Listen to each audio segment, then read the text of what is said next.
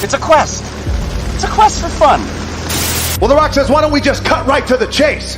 Okay, now he wants to get together.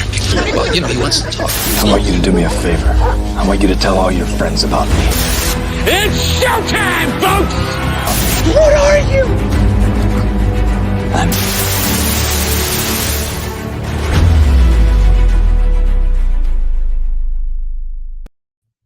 Greetings and salutations. Welcome to And I Quote, the weekly show where we introduce you to content creators of all shapes and sizes that join us from any and all corners of the nerd universe. We have friendly conversations with them, take your questions, and promote their projects.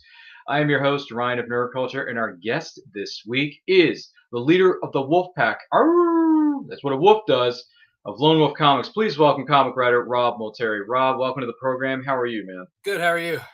Doing well, doing well. Thank you so much for being here, Rob. Now, if you have any questions for Rob as we go throughout the course of this program, let us know in the comments. Let us know in the live chat, whether you are watching this live or on the replay. Thank you so much for being here. We do appreciate it. Make sure you like and share this video with all your friends, and we will take those questions as best we can as they come in. But in the meantime, Rob, kick things off. How were you specifically introduced to this world of comics? So starting out, I've always, watching cartoons in the 80s and stuff. And, when I was coming up and learning to read, I'm dyslexic and I have an attention deficit disorder. So I struggled in first grade, and kind of a trick that my mom used to help me learn was get me comic books because I was interested in, the characters and stuff. A lot of them I had, know from, like I said, cartoons like Batman and Spider-Man and stuff like that. So then I started getting 3 comic books a week. And if I tried harder and, did well in school and behaved, I would get, 3 comic books a week. And if I didn't, then I wouldn't get my comics. So it was kind of like one of those like a positive reinforcement and, try hard kind of a situation. Plus the comics themselves helped me learn to read because the word bubbles kind of put everything into context of what I was looking at. And so once I kind of learned the words a little bit better and, I was able to understand them a little more. Oh, I gotcha. And what would you say were some of your favorite comic book writers or artists growing up? So definitely hands down, my favorite writer is Chris Claremont. I grew up on his run of the X-Men and Excalibur and a lot of the X family that he was involved in. In my opinion, with some of the best stories and best character arcs came out of him. And so artist-wise, it definitely was Jim Lee was a big one, Joe Madureira, Mark Silvestri, a lot of the guys who jumped from Marvel to go to Image, Todd McFarlane, those were heavy influences because, for me, like I started reading in the late 80s, early 90s. And so that was like kind of like when everything was shifting to that different direction once Image became a thing. Things started changing a little bit there. Good points about the X-Men. Sorry, I got the 90s theme song. I got it. I got the 90s theme song stuck in my head now, so thanks for that. That's going to be stuck in my head for a good while. But there's nothing wrong with that because we used to watch it every Saturday morning on Saturday morning cartoons. No shame in that, man. No shame in that. Going along with that, though, what would you say were some of your favorite comic book movies or TV series, whether they be past or in the present? So I would say as far as like, starting with cartoon series, the X-Men and Batman, the animated series, those were great. For me, like they're heavily influential for me. They're like when I was like, between like 8 and 10, I think it was when those came out. For me, I enjoyed them. And, as I got older, I think a lot of my favorite, like, comic shows were like the Netflix Daredevil series, the Punisher series. I think they did those very well, and I'm afraid what Disney's going to do to Daredevil Reborn. Born Again, yeah. Yeah, we're Born Again. Yes, thank you. Yeah. I'm afraid because I heard it's not a sequel. They're reinventing it's it. kind of a sequel, but it's a little bit more of a reboot as well. Yeah. But they're still bringing back Charlie Cox as Daredevil. Yes, but that and they're bringing back the Kingpin and everything, all that. So like Vincent D'Onofrio. Yeah, I'm very happy that they have those same characters because I thought they did a great job with both. Oh, they were But good. I'm also afraid because story-wise, like I like the darker, grittier, like story that they were telling in Mhm. the Daredevil series. Early So series, yeah. yeah, so we'll see how that turns out. Favorite of the movies. Yeah, For me, comic-based movies. yeah, comic-based movies. For me, I think my favorite is the first Avengers. Ooh. Because like that phase one was such a great build up, and they brought it together. I mean, I remember like watching it and having chills.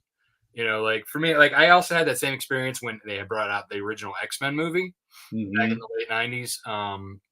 But to me, it wasn't like as an X-Men fan, and them not being in their, they were leather clad instead of like in their, spandex, and all that. So I was And still, they joke about it too in oh, the they do, movies. they Like, really do. Yeah, it was you funny. guys walk outside in these things? What would you prefer? Yellow spandex? Right. Yeah, exactly. So for me, I'm like, I thought it was a great movie. It was a great attempt.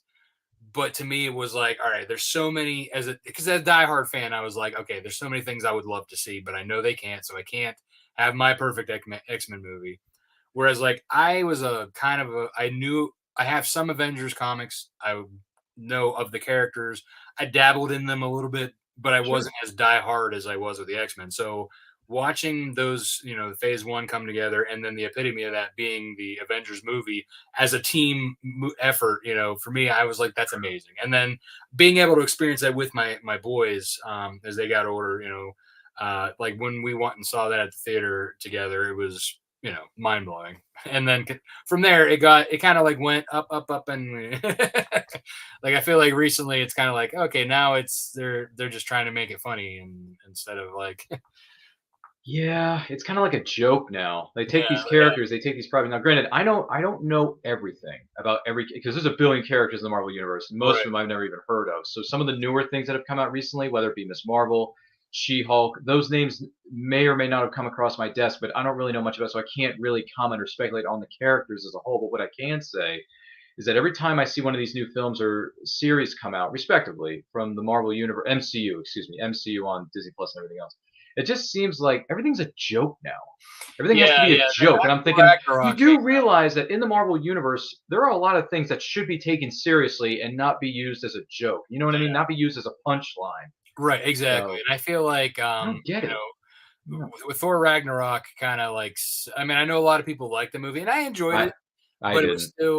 it was still too It's too much. jokey. Yeah, and then they did that again with Love and Thunder, and I thought, okay, Sure. well, each Thor movie had its own feeling to it. Flavor, yeah. Yeah, like where the original, was the serious take and the introduction. Kenneth Branagh was directing it. He's a Yeah, Shakespearean guy. right. And then the second one, I actually really like. A lot of people didn't like Thor: The Dark World.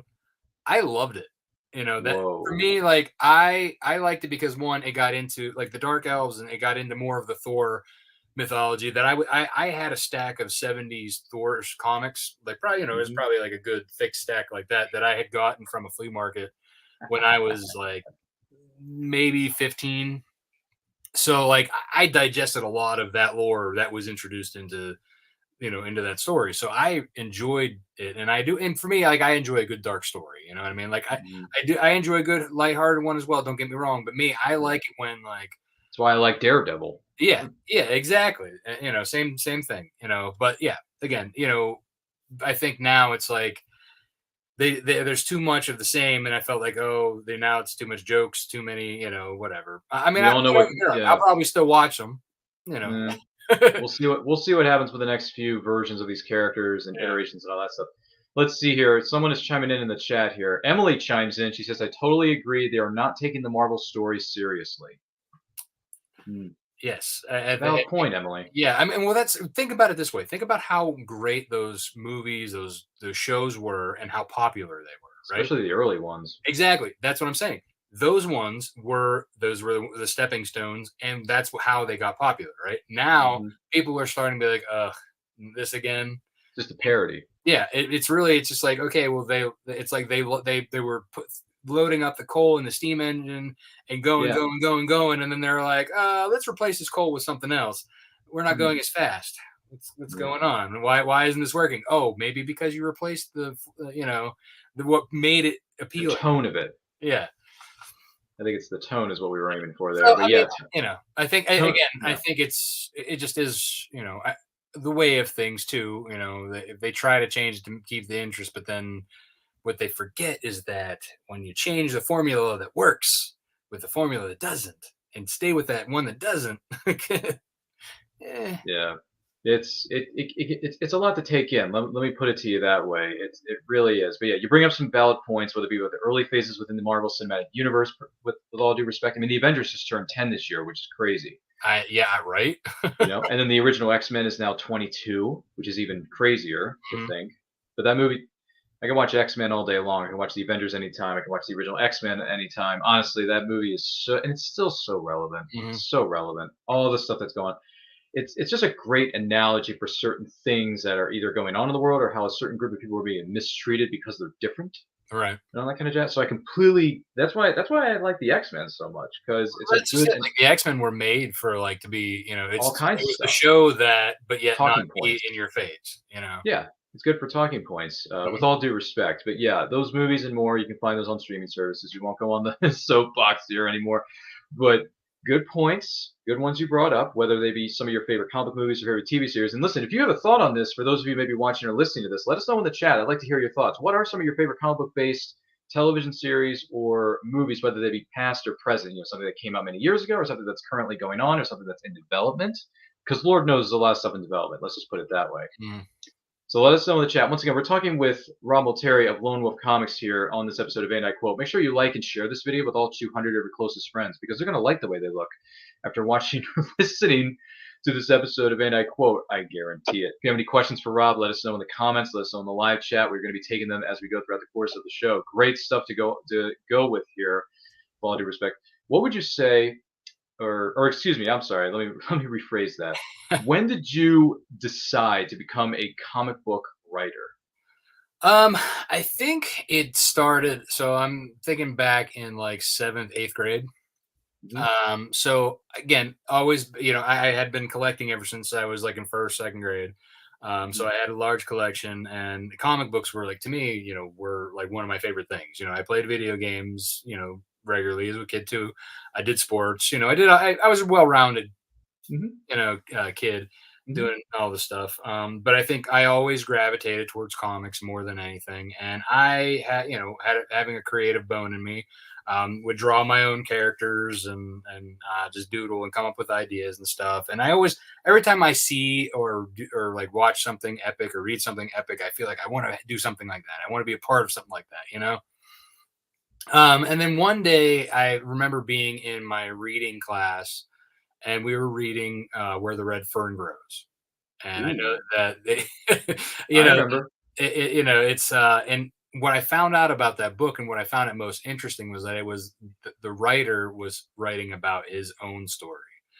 You know, it was like an autobiography, kind of like a story. And I thought, I was like, I guess I never really thought about it, but like people write these stories, right? Mhm, And I never until then, I don't think it clicked. It said, oh, like that it like a normal person could write a story and it be, you know what I mean? So I think that to me was like, okay, I'm gonna try my hand at it, right? So I started with X-Men fan fiction, and I made my own team. Like, so this was like after New Mutants was a team, and around the time that I think Gen X, um, their series was either already out and started, or it was like towards the tail end of it where it was kind of like starting to lose, people were losing interest. So I was like, hey, I want to create my own X team, right? You know, so I came up with my own characters.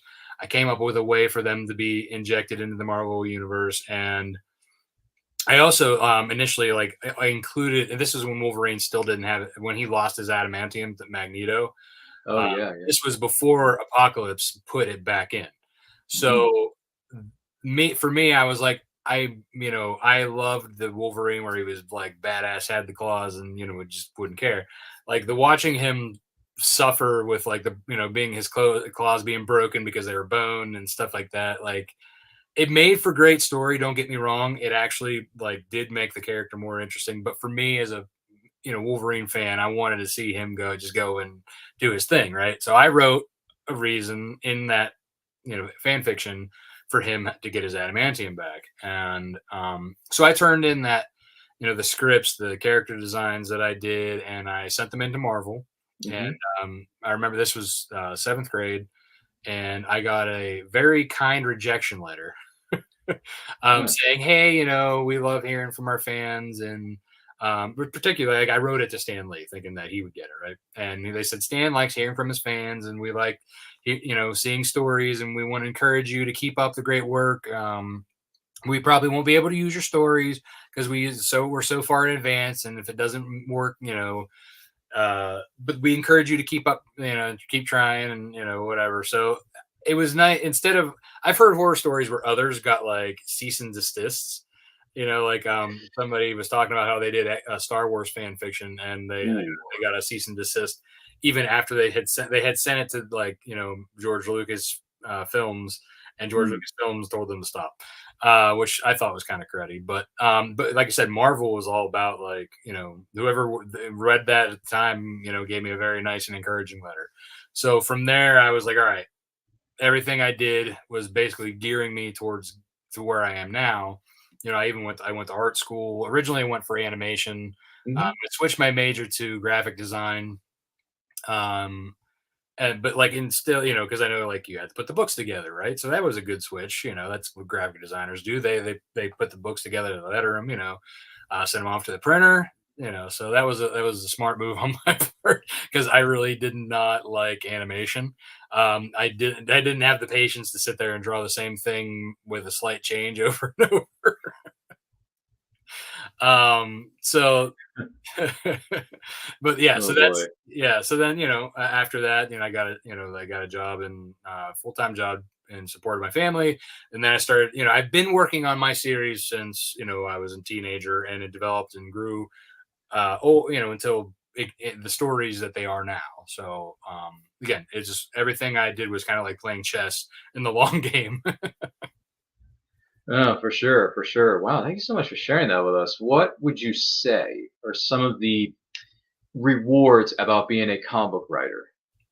I think the biggest thing is, like, so once I got the printed piece in my hand, and seeing my characters come to life in a manner that I enjoyed watching other characters come to life, it was very gratifying, and it was probably one of the best feelings I can remember in my creative career.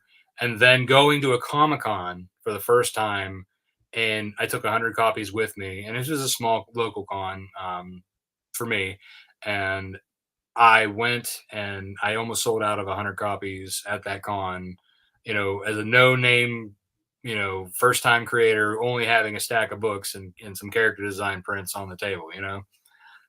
So that was like, okay, now, like, not only is my characters coming to life, other people want to read it. So those feelings, and it's amazing. And every time you get the new issue in your hand, that feeling is, like, still there. And that being able to continue to do it, it also is just, it's a great feeling. Absolutely, absolutely. On the flip side of the coin, though, what would you say are some of the biggest challenges about being a comic book writer? Keeping up production time, being able to release regularly, with myself being the writer, and then I have teams that I work with. These artists, I'm not their only client, right? So, Right. I got to work with their schedules. Plus, things fall behind. Life happens. So I'm not. Obviously, I'm not trying to keep up with Marvel's monthly schedule. There's no way I'd be able to do that. But but I would love to be able to put out more than a few books a year. I'd love to be able to, like, put them out faster. Mhm, I have a lot of mhm. story to tell, and it takes too much time sometimes to get it out. It's a lot to take in. It really is. And well, here's the other thing too. A wise person once said, "You can't rush art." You got to take your time. Got to make sure it's ready. It's at the proper phase. If you feel ready to release it to the public, put it out there for people to read or to see, depending on what it is that you're putting together content wise, because content creators of all kinds are different. Yeah. Each one has their own unique gifts and tastes that they bring to the table. You got to make sure it's ready, Yeah, right? You got well, to do it in the exactly. right. And I know, like, some Yeah. delays are on my Sure. picking. Because I don't want to send something if it doesn't look right, or if it doesn't tell the story. Like I will go back to my illustrator and be like, okay, this needs adjusted this way or whatever. Like for example, if like a hand was drawn, or it just didn't look right. Before, like when we're in the rough phase, I'll make sure that's corrected. And if like, or if we're in the layout, if the layout doesn't quite fit like the particular pacing, if you will, I'm very post-production and hands-on with my artists, and I make sure that like it gets from I will make sure it gets from point A to point Z, all the way through. It's not like I'm not just handing it off and then hoping that it comes back right. I'm there, I'm improving. I'm even like after something comes in, if I missed it, like I will go in and I'll take that into Photoshop and I will change it myself and then send it off to, the next step, which would be the colorist and so on. So, I mean, I'm very heavily involved, in making these books as well. Things you don't see, as far as like from what a normal writer does, because I do have a bit of an artistic ability and a graphic designer. I'm able to make, something that if I missed, like I said, during the approval process, then I can easily fix it myself without having to go back and say, no, please do this. There you go. There you go. Absolutely. Absolutely. Mic drop. Once again, we're talking with indie comic book writer Rob Multari of Lone Wolf Comics right here on this episode of And I Quote. If this is your first time joining us, thank you so much for being here. Make sure you like and share this video with all 300 of your closest friends. They're going to like the way they look after watching or listening to this episode of And I Quote, I guarantee it. If you have any questions for Rob as we go throughout the course of the show, let us know in the chat. Let us know in the comments, whether you are watching us live or if you are watching us on the replay. We enjoy hearing from you. We encourage the interaction. We love it. We celebrate it, if you will, with all due respect. So, Rob, I do want to bring something to your attention here for just a minute, if you don't mind. Sure. So we have some things here. Now, this is a cover or an image from your series called Nightwolf. Now, what exactly is Nightwolf? How did this all come about? Right on. Yeah. So, Nightwolf originally. I'll give the quick elevator pitch, and then we'll get into how it came about. So, Nightwolf is a story about a young man who finds out that he's born a werewolf and gets thrown into a supernatural war against demons, witches, vampires, other werewolves. It's so what the story originally came from. He was one of the original characters that I had wrote in the fan fiction, but he was completely different. I mean, the original rendition of this character wasn't even like a werewolf. It was like one of those things that was like a secondary mutation that then got introduced into later on in my fan fiction. Because I really, for some reason, I got into like the fact, like once I was like, yeah, I like him as a werewolf. I like the, it kind of then after that fan fiction part ended, and I thought, okay, well, I'm going to continue doing this, but I'm going to make my own. I thought, okay, well, what's not out there, right? And what you don't see a lot of. And for me, it was, I don't see a lot of werewolf books out there, or if they are, they're not, in my opinion, done correctly. I don't like werewolves that look like men with hair. You know what I mean? Like, or if they shine in the daylight like Twilight. Well, yeah, for vampires, yes. So yeah, and I didn't like just like how in Twilight that they were just giant wolves when they transformed. I liked the idea of being able to transform at will.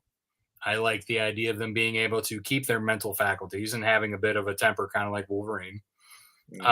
So that's kind of like how this series came about. Was all right, I'm going to try and do something different, because most of the stuff were superhero based, or even like just the regular monster stuff wasn't in this realm. So I kind of wanted to go down this path, and that's basically how I started writing Nightwolf. In my I remember it was the summer between my sophomore and junior year.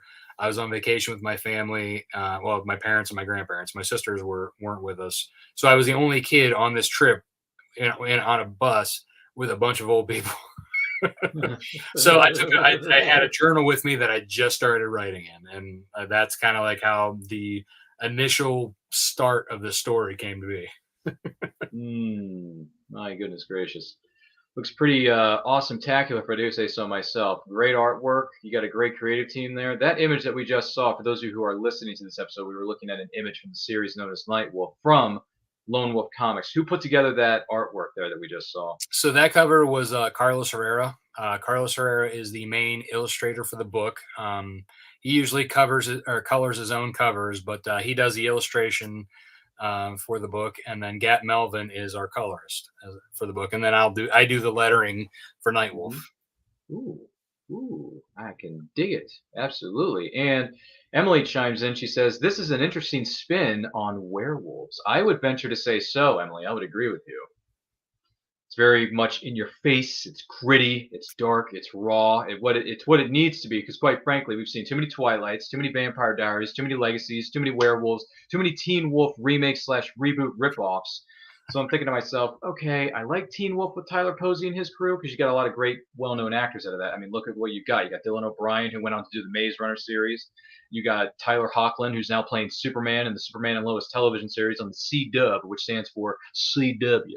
Okay, so you got a lot of great name actors out of that, but at the same time, I'm thinking they focus on too many other themes and not enough on the lycanthropy and just going after each other. Like, you know, That's what I mean. Like somebody was like, "Oh, do you like the Teen Wolf series?" And I was like, "Well, it's okay." I'm like, I never watched it. I was like, because he doesn't fully change into a werewolf. I mean, he just looks like he got a little hairier. I mean, I can grow that beard in a minute. Tell us how you really feel. No, I'm kidding. The original Teen Wolf movie with Michael J. Fox. I liked it. Growing up in the 80s, I think it was a fun movie. But to me, I still thought there wasn't enough of the change. Like he got super hairy, and got a little bit of teeth. And then I guess I don't know, not much else happened there. Yeah, he was a heck of an athlete within the basketball realm. I mean, that it makes sense with all those extra wolf muscles. I suppose so. My goodness gracious, I believe if I remember this correctly, Teen Wolf and Back to the Future came out the same year. So Michael J. Fox had a banner year. He did. That was a good run of movies for him in that couple of years there. It wasn't it? Well, listen, Michael J. Fox, with everything he's been through, give credit where credit's due. Michael J. Fox, keep it running, my man. And with that being said, speaking of, you got Nightwolf, which looks like you got a bunch of different characters being flown into that one. But then we have this image here that I would like to bring up here. For those of you who are listening to this episode of A.D.D, now we're looking at an image of something known as Snowpaw. So, Rob, what exactly is Snowpaw? How did this all come about? So Snowpaw actually is a character who came out of Nightwolf. She is Nightwolf's mentor, and this during his story takes place in the modern times. She's around 200 years old. She's experienced life, and she becomes his mentor and trains him how to be a werewolf. So Snowpaw, her own spin-off series, if you will, is a prequel that takes place 200 years in the past. In the 19th century Scotland, telling of her origin story and how she learned to control her lycanthropy and how to deal with it and the loss and love and basically I have 200 years to play with from her story to Nightwolf. So I have a lot of great historical fantasy, and this series also is more. It's less horror and dark and gritty, but more like lighthearted fantasy. As well, and mixed in there.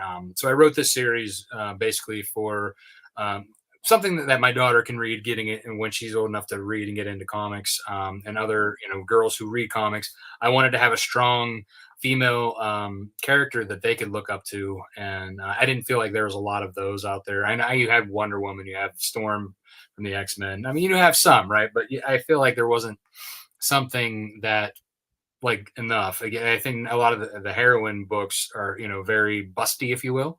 So I kind of wanted something that was more focused on the character and the fun around it and, the stuff, that you can enjoy the story. Mm-hmm. Awesome, tacular stuff. And who put together this image? So this is also another Carlos Herrera image. Yeah. So this is the Carlos Herrera variant cover from the book.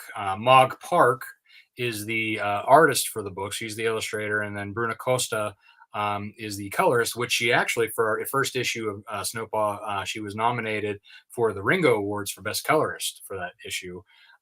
So very excited for her, and glad to have her as part of my team. But yeah, Monk Park is the illustrator. Monk Park worked with Game of Thrones, doing a lot of their illustrations and back matter for their books. So I have a top notch team on this book. I would venture to say so. These are incredible looking images. These scream like a movie poster or a TV series that's coming out really soon on Netflix. So like this would just this grab. What I'm trying to say is that these will grab a person's attention. I think they're very eye catching. You see where I'm going with Oh this? yeah, right. I mean, I hope Very, so. very Because it's eye-catching. very, it's very visual media. It is, and it's great. And personally, I think it's great. With all due respect, I think it's great. Once again, we're talking with Rob Multari of Lone Wolf Comics on this episode of And I Quote. Make sure you like, share this video with all 500 of your closest friends. They're going to like the way they look after watching or listening to this episode of And I Quote. I guarantee. If you have any questions for Rob, let us know in the comments. Let us know in the chat whether you are watching this live or if you're watching us on the replay. We thank you so much for being here and greatly appreciate your support as we go throughout this show and beyond, should I say. So, real quick though, Lone Wolf Comics, how long has that been around and when did that all start? So I developed the logo in one of my graphic design classes when I went to Edinburgh University college. And that was, after I had switched my majors to graphic design. And I know it first started, like I tried to kind of put a group of my friends in these art classes together to do, like, I was like, hey, we should make our own, company, and we'll, got illustrators and, try to put everybody together. And kind of at first we'd outsource it, and then like start working on our own stuff. That never came to fruition, just for the fact that, like, everybody had their own, they were getting out of college and they had their own goals. And, so it was like, all right, I am on my own on this endeavor, right? So I'm a loner here. And with me liking wolves, I was like, so I'm a lone wolf. There you go, Lone Wolf Comics. There's my imprint. Excellente. Wolfpack for life. Granted, that's a pro wrestling reference, which has nothing to do with comic books, but however, I do my audience, they are my Wolfpack. So, which it's great. It's great. So I feel it's cool to feel like you're a part of the Wolfpack, which you can be. There's nothing wrong with it. I mean, obviously, if you want more information about Lone Wolf Comics and everything else, they are located within the description of this video. So make sure you check out those links and support the creative team at Lone Wolf Comics because they got a lot of great stuff coming up. Let me tell you, just saying. But with that being said, any special memories for you from being at conventions, whether you are there as a vendor or whether you are there as an attendee? Special memories. Well, I think for me, like, mostly it was like taking my my kids for the first time and it's letting them run around. My first time going was amazing. So that you'll always remember that. Going with my cousin, like he and I would go together, and then we introduced it to my kids, and then going and doing, just every time I go and meet new people, those are, just going to a place for the first time, a different con, traveling. Those are all, great memories that they come from the cons. Nothing one particular con has a lot of, they each have their own, things, and just, I love going to doing the circuit. I love going and enjoying them. I definitely prefer the ones that, like, are more well-rounded and not like celebrity focused. Yeah, that can be a bit difficult. It can be a bit difficult with all the craziness that ensues during a lot of conventions on convention weekends. So I can certainly understand that. Well, I do want to let you know, Rob, that this episode of And I Quote is indeed powered by Poddex. Now, Poddex are the hottest new tool for podcasters looking to have more meaningful conversations or gamify their podcast. Simply shuffle up, you ask a question, and you let the content roll. Get yours today at poddex.com. Use the code Ryan10. That's Ryan10, RYAN10, for 10% off your order. You're not going to want to miss out on that one. Once again, thank you so much, Poddex, for powering this episode. With that being said, Rob, if you could install one piece of advice in a baby's mind, what advice would you give? About anything? I mean, Not anything. That's very open. It's okay. Treat it as you will. Be as you grow up, don't be afraid to learn, don't be afraid to fail, and be a good person. Don't jump down somebody's throat for something you don't agree with. Have an open conversation. If you don't agree with something, talk. You don't have to argue and fight and jump down each other's throats. Grow up and be a civil person. Very good pieces of advice. Kind of like in a sort of way, it's kind of like the character of Dalton from Roadhouse. You be nice. Be nice. Just like Patrick Swayze said, be nice. It's like I have to tell my dog the same thing every time I try to give her treats. She snaps my fingers. I'm like, nice. Really? Wow. Troublesome. A little bit of troublesome there, but no problem. We'll get through it together as a team. That being said, what's the main thing on your bucket list? Main thing on my bucket list. Yes. Yes. That is the question that's on the table. So I would say one day being able to do this full time, because right now I have a full time job and this is my side gig. And I would like to make this my full time job and still live comfortably and be able to feed my family. That is my main bucket list item. Giddy up, man. Giddy up. No worries. When you wake up in the morning, what is your number one priority?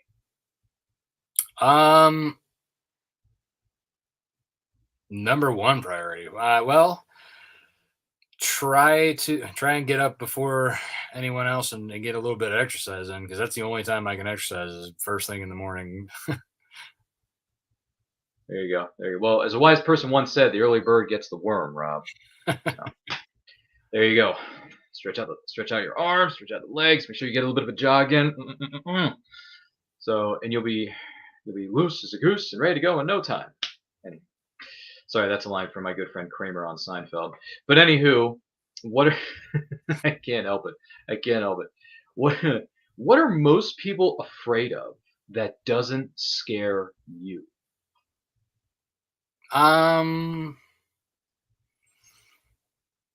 I mean, maybe spiders, insects. They don't bother me unless there's a swarm. I think when there's a ton of them, but if it's just like I don't mind a few of them. Just like if they're on me or something, I'm like, Whereas like my wife and my daughter, they will scream their full heads off, and then I have to go deal with it.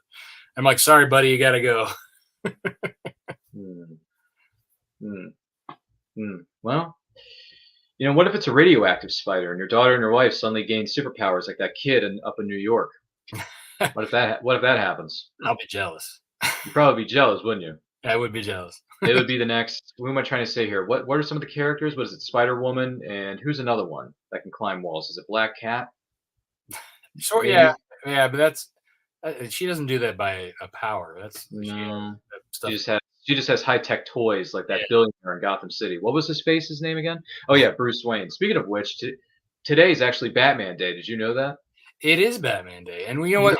Fun fact about I want to say it was 10 years, maybe less than 10 years ago. I think like 9 years ago, it happened to fall on my birthday. Really? Yeah, I remember that, and I was like, yes. I was like, Batman Day is my birthday. That's awesome. It's great, isn't it? Fun fact about Batman Day: on this very day, on Batman Day 5 years ago, that's when I became a comic book fan. Oh. That's when I started reading comics. That's when I started, getting into the world of comics and becoming a fan of them. And the first comic book I read was, granted, this was, new for the time. It's not new anymore. Right. The DC Rebirth line was coming out. Yeah. So I was reading the Rebirth stuff and Tom King's run on Batman. Mm-hmm. That was pretty good stuff. I'm not going to lie. But yeah, that's when I started becoming a comic fan. So thank you, Batman Day. And also, Batman's one of my favorite characters. Granted, he's probably most people's favorite character. If not the top one, yeah. If not, Batman's probably in everyone's like top 10, top 5. So if Batman were to jump from DC to Marvel, I would be like fine, because like DC characters in general, I'm okay with most of them, but they're not like my favorites. I mean, I'm more of a Marvel guy. If Batman was always one of my favorites. If he would jump ship, I'd be all right. There you go. My wife might be a little sad about Wonder Woman. Yeah, that too. But hey, fun fact, it's Batman Day. So if you're watching or listening to this on the Saturday the 17th, it's Batman Day in your neck of the woods. Feel free to check out your local comic shops. And also, make sure you support small businesses and go out there and have some fun. Get yourself some comics for you, your loved ones, your friends, your family, your coworkers. Comics are great, and life is better when reading. I'm just saying. But that being said, real quick though, before I go on to our next question, which by the way is indeed powered by Poddex, what is your favorite Batman comic, Batman movie? And obviously, we already know Batman animated series is your favorite, like animated series featuring the character. We'll leave that one out. But favorite Batman run of the comics and favorite Batman film. So I would say I'd have to go with the Batman Untold Tales, which had that also was one of my that was one of my first introductions to comics. It was there was a 4-part series that had cassette tapes that basically they had voice actors acting out the books. So that for me, as the kid just learning to read with dyslexia, that was a great introduction for me. And it always is, for me, like one of my great, loves for the media. It was great art, great story. And so it wasn't like a regular on the stands kind of a thing. You know what I mean? It was like a special edition. So that was my favorite introduction in comics for Batman. Favorite movie, I would have to say would be, I grew up with I watched all of them. I think I love the originals for their own reasons. But I have to say, for me, I think the first one with Christian Bale, Batman Begins. I loved I thought that it had so much potential going forward. The Dark Knight, a lot of people say, oh, that's my favorite, but I didn't really like that version of the Joker like other people did. I didn't like how it left at the very end there. And then I really did not like the next one with Bane. And I really did not care for that one. Mr. Wayne. No, listen. How are you afraid of somebody who talks like this? I mean, listen. I'm one of the few people who defend Dark Knight Rises because I do look. I like the entire trilogy as a whole, but I know a lot of people throw the third one under a bus, and I understand why. But at the same time, I still really enjoy it. I think it has a lot of good things in it. Could they have done things differently? Sure, they could. I mean, any movie could say that. But I'm okay with the trilogy as a whole. But what you just said about Batman Begins, I totally get it because the way that film ends with him getting his bat signal, Gordon gets promoted. Yeah. And then he says, take this guy, armed robbery, double homicide, has a taste for the theatrical, like you, leaves a calling card. Right. Gives him that evidence bag. He flips it over, and you're thinking to yourself, they're going there. Like, they're going. Yeah. They're going. And I'm thinking, ooh, man, what is this next chapter going to be like? And then obviously we got something incredible. I mean, you may think differently, but Dark Knight was really good, although it's not my favorite. It's not my favorite. It's not my favorite of the trilogy. Batman Begins is my favorite of the trilogy, but Dark Knight is still a well-done film, with all due respect. Yeah. Like I said, I liked it. I just didn't like that version of the Joker. No, I get it. Did you like Jack Nicholson's iteration better? A little bit. See, that's the thing, too. Like, I felt he was more accurate to the comic, but yet I don't know if it was because I didn't like Jack Nicholson in that. You know what I mean? Like, it was Jack infusing Jack into the role. Exactly. That's exactly it. It was Jack being Jack. With a little bit of, like, you know what I mean? Like, I think the look and feel, like he had that potential. Honestly, I think in the Batman animated series, I think the best voice is Mark Hamill. Mark Hamill. Look at him. To me, I see him as the Joker, hands down. Even though I know it's a cartoon version, I mean, his voice, he's just so good at it, and like to me, like that's like how I always envision hearing the Joker while reading. I just and it even got better, I think, with the Arkham Asylum games. Oh my gosh, those things really got twisted. The Joker even further and made him to that homicide, ridiculously insane that like he became in the comics. So he took that cartoony one and made it that, and it was like, that's amazing. So I think, Mark Hamill, hands down. As much as I love him as Luke Skywalker, I think I love him as the Joker more. Which is ironic. He plays one of the biggest heroes in cinematic history, right? and then some years later, he goes to playing the most evil, sadistic, conniving villains. Arguably, in my opinion, I think the Joker is the best villain at all pieces of media. Period. Mm-hmm. He is the most psycho freak. Like, he will kill you if he wanted to. Like, he could just. And believe me when I tell you, and this is actually a theatrically released film. Not some people don't know this, but Batman: Mask of the Phantasm Oh, love that one. is a theatrically released Mhm. film. I That only remember lasted. my mom took me to see that in the theater. Yeah. Okay. So you're one of the few people who saw it because it only was in the theater for like a week. It was Or very maybe short run, yeah. very short because it wasn't doing. It bombed. Didn't do did. well, but then it And found I a thought it huge. was amazing. No, it's a great film. I'm just saying that it bombed in the box office because Mhm. not a lot of people knew about it at the time. But when it came out on VHS, it gained a huge following Yep. on home video. That's what I'm getting Well, I at here, think Rob. that's just it. Like, I don't think that Warner Brothers marketed it enough. No, And, they I didn't. mean, like for And me, it came out. It came out at Christmas time. right? Yeah, exactly. It should not. They did a very poor marketing job on that, and it was so much better than it was given credit. Oh, listen, seriously. If you ask anybody on the street, or any Batman fans at a convention or events that you and I have been at, Rob, if you go up to people and say, "What's your favorite like Batman films or like iterations?" Most people would say Kevin Conroy, Mark Hamill, all the guys that did Batman TAS. Oh yeah, Because you look at Batman: Mask of the Phantasm, there's a lot of stuff that happens in a 75-minute film. You get a closer look at his origin story, Mhm. closer look at the love of his life at that time, Andrea Beaumont. Andrea Beaumont, played by Dana freaking Delaney, who not only voiced Andrea Beaumont, Rob, if you remember this, she voices Lois Lane just 2 seconds later in the Superman animated series, That's right. Yeah. which is crazy. It's crazy. It's crazy.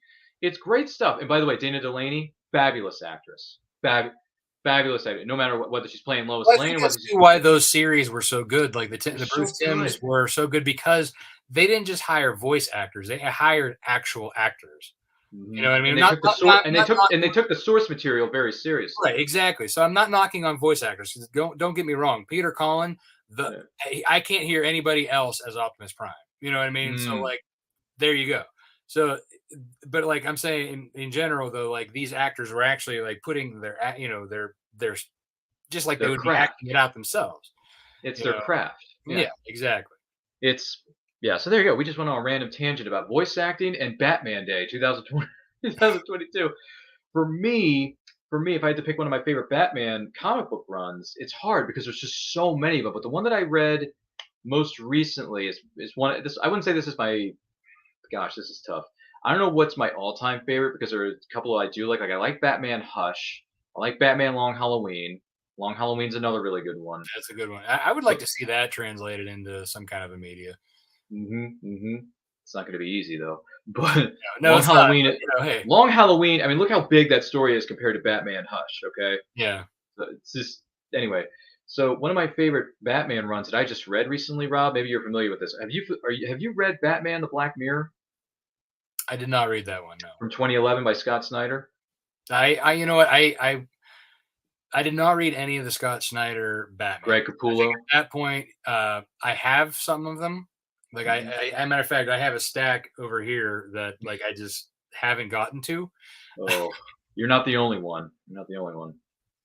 Yeah, matter of fact, I have. I think that's why I stopped buying comics, except for like indie comics, because one, I have, like I said, I have four tall stacks like this from like the 2011, 2012 that I haven't read yet because Life. kids, life, starting my own thing. It's called life. Yeah. So like, and when I do read, it's been like, so the last ones I read, I was like getting disappointed in like a lot of the stories. I did not get to those yet, like the Batmans, like you said, with the Scott Snyders. But at that point, I kind of stopped reading Marvel and DC, and then was like, oh, there's this whole new world of indie that I'm trying to break into, and there's all these great stories. So now I'm reading those. Like, so I'm reading my peers' books. That is not a bad thing at all. You're supporting indie creators of all shapes and sizes, and you're supporting small businesses, which is just as important as anything else. So my hat's off to you. DC didn't need my money Yeah, probably not. No. So Batman: The Black Mirror is one of my most favorite recent stories featuring the Batman universe that I read. But as far as favorite Batman movie, that's hard because there's so many that I like. But if I had to pick one that I could watch over and over again and not get tired of, even though Batman Begins is a great pick, I'm going to go just a little bit further back for you, Rob, and go to '89's Batman.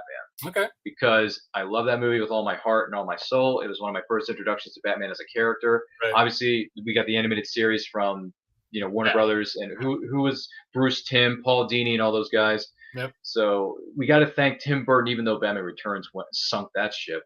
You know, But it's a fun story about the Batman 1989 movie. yeah, So love that film. so I was probably, let's see, I was like 7, Hmm. you know, when that movie came out. In '89, yeah, it was the summertime. It was I think it was June it came out in '89. Yeah, and I remember like so that when that movie came out, um, I had nightmares about the Joker. He Like, is he is crazy. well, it's funny because like I growing up, I always had nightmares, and so like watching like movies like It and any of the Nightmare on Elm Streets and stuff. Like I wasn't allowed to watch them as a kid, but my sisters, I had 2 older sisters, and they would watch them. So like even if I walked into the room and saw something, like then my brain just was like, "Whoop, we're gonna run with that." You know, so like I had like this crazy like nightmare dreams. I even still do, but I use them as story fodder now. You know what I mean?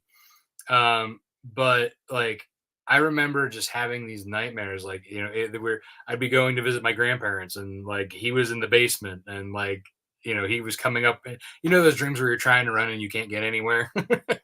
Like it was like one of those kind of dreams. Oh boy, the creepy things we hear on a daily basis. Anywho, hey, things happen. But that is really good stuff. So with that being said, probably my favorite Batman movie, just because I watched it so many times as a kid and I can watch it anytime as an adult, is Batman '89. Love that movie. Don't care what anyone says, whether it hasn't aged properly, whether the iteration of the Joker is not people's favorites. Doesn't matter. I enjoy the heck out of it. And hey, gentlemen, let's broaden our minds. Lawrence. Anywho, sorry, insert music here. With that being said, this next question is indeed powered by our good friends over there at Poddex. What's the most creative excuse to get out of doing something you didn't want to do? Creative excuse. Yep, to get out of doing something you didn't want to do. Uh, hmm. I don't have one offhand. To be honest, I usually don't get out of things very often.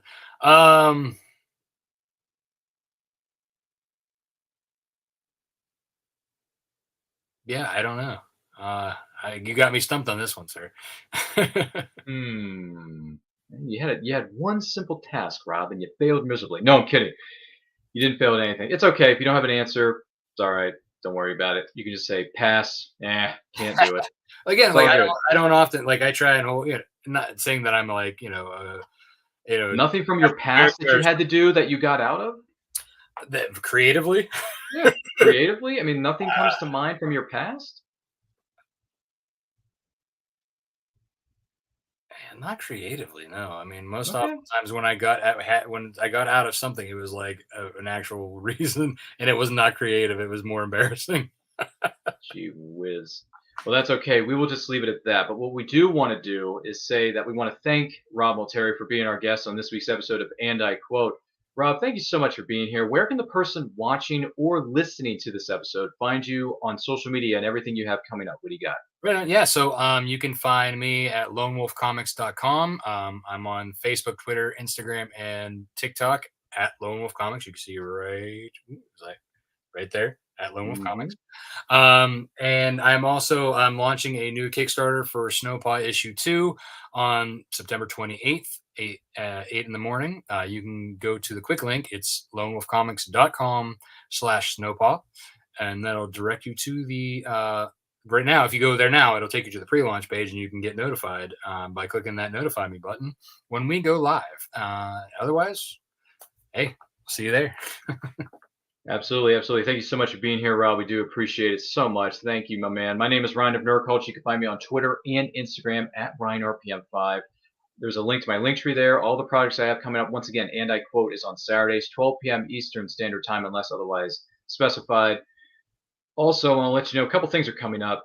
And well, before that, I want to let you know that if you want some killer looking nerd swag, visit our friends over there at theradbear.com. They have got some killer nerd swag, some of the best in the biz. Whether you want something from your favorite Power Rangers property, your favorite property featuring the Neverending Story, your favorite anime properties, anything like that, visit our friends over there at theradbear.com. Make sure you use the promo code Ryan10. That's Ryan10, RYAN10 for 10% off your order. You're not going to miss out on that. Also, Our next movie anniversary watch along is coming up. It's going to be on Sunday night, September the 18th. And guess what we're doing? We're celebrating the 30th anniversary of Captain Ron. That's right, Captain Ron, featuring Kurt Russell, Martin Short, an underrated comedy gem featuring those two big name actors among many others.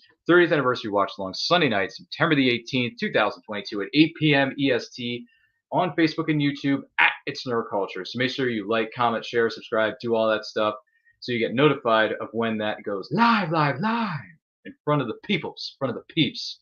Also, a great special event coming up in the month of January. It is the Multiverse Fundraiser being presented by Back of the Cereal Box. It is a virtual convention that you can attend for free from the comfort of your very own home.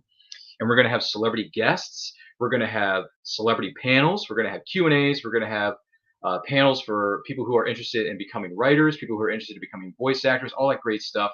It's going to be in dedication to the memory of the late, great John Ritter. Hence the reason it is called the Ritter Rally. The Ritter Rally, January 20th through 22nd of 2023. Visit that website that is currently on your screen. You can take a screenshot if you will. www.themultiversefundraiser.com. Make sure you're following us on all forms of social media for that. Lots of great things coming your way very, very, very soon, whether it's celebrating Captain Ron's 30th anniversary or the Ritter Rally, January 20th through 22nd, 2023. It's going to be for a great cause. A lot of wonderful people are going to be putting that together, and we look forward to having you there. Join us from the comfort of your very own home. Isn't that great? Rising tide lifts all ships. Sharing is caring. That's what I got to say about that. So with that being said, thank you so much for being a part of this episode of And I Quote. And make sure you like, comment, share, subscribe, smash that notification bell so you get notified of our new videos go up, and share this video with all 600 of your closest friends, because they're going to like the way they look after watching or listening to this episode of And I Quote. I guarantee it. In the meantime, stay healthy, stay strong, stay safe, and remember, life is better when reading. Take a look. Famous Faces and Funnies in Melbourne, Florida is leading the way in pop culture fun. From comic books and graphic novels to Funko Pops and collector's items, Famous Faces and Funnies has it all. Rick Shea and the professional team at Famous Faces and Funnies are friendly and knowledgeable. Whether you're looking for toys, props, collector treasures, or a new comic book, Famous Faces and Funnies is your one-stop shop. To find Famous Faces and Funnies on Facebook and Twitter, just type at FFF Comics.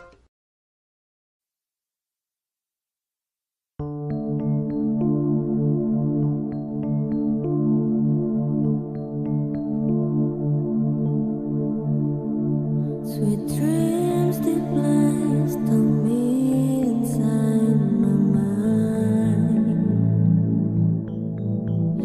Chance my truth, twist the past, my memories are fading fast. Am I still missed?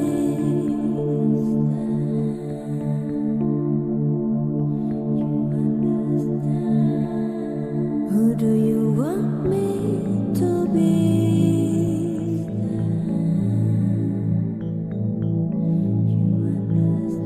Am I still missed? Join author Gary Zeiger for an animatic short film based on his breakaway Stingray novel series.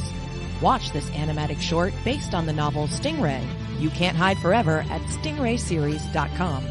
In Stingray, You Can't Hide Forever, Captain Epsilon is putting the band back together to rescue his protege's little sister from the evil conglomerate, while keeping his state-of-the-art warship, Stingray, out of their hands. Watch as the adventure unfolds in the groundbreaking animatic short at stingrayseries.com.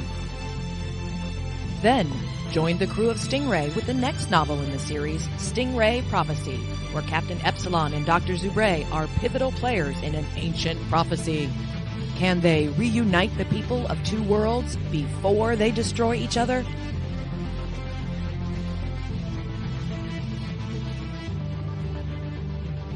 To learn more, visit stingrayseries.com.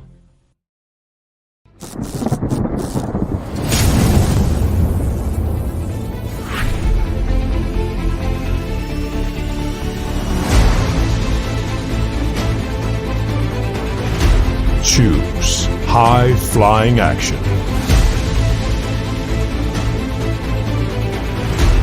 Choose death-defying escapes.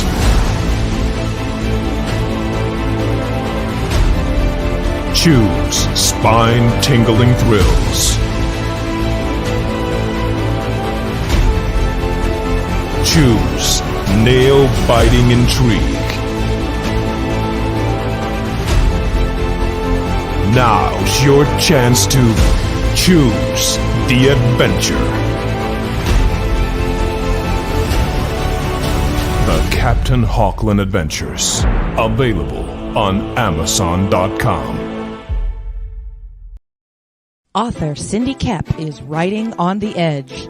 Books include Remnant in the Stars, The Loudest Actions, Lines of Succession, Mindstorm,